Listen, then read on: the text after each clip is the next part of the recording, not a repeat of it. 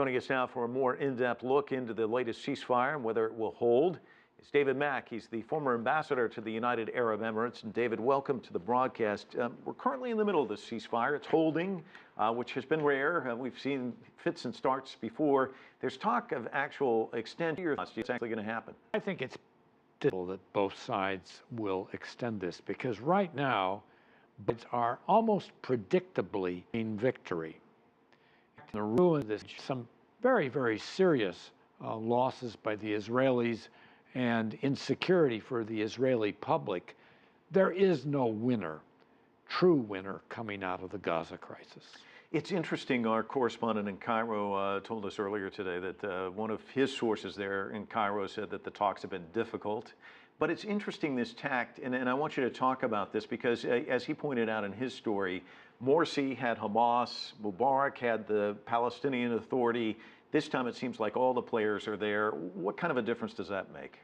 Well, what needs to be done this time is for Hamas to be replaced by a negotiating team that, in effect, represents the Palestinian Unity Government, which is dominated by Fatah and Mahmoud Abbas.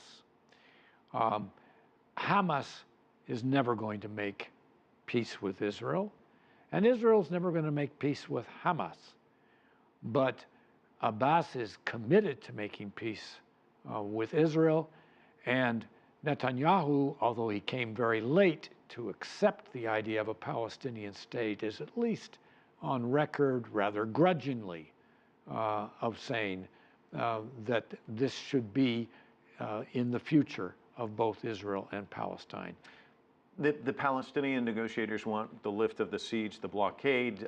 Israel wants Hamas to lay down their weapons. Which side is likely to see any movement on either of these points? Well, neither is going to happen without something far more enduring than a ceasefire or even a prolonged truce.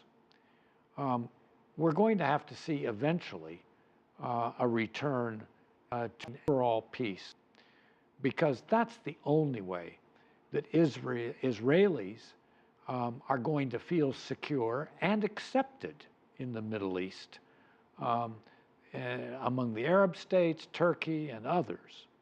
And it's the only way that Palestinians will ever feel that they have a state, dignity, and a future which is an alternative to the kind of obstinate fighting against the reality of an Israeli state that Hamas has stood for.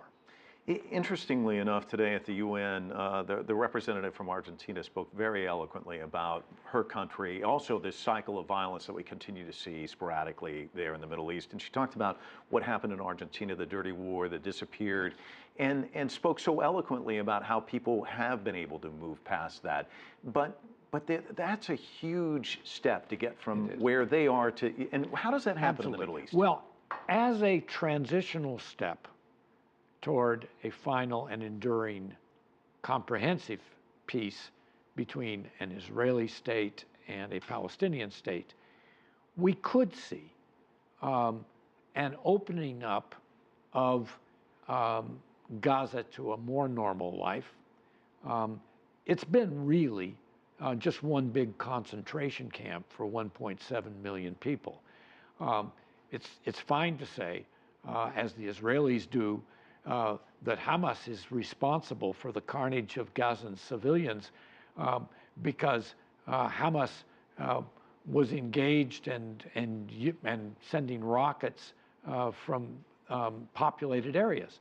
There are no unpopulated areas in Gaza. It's not quite Manhattan Island, but it is one of the most densely populated areas in the world.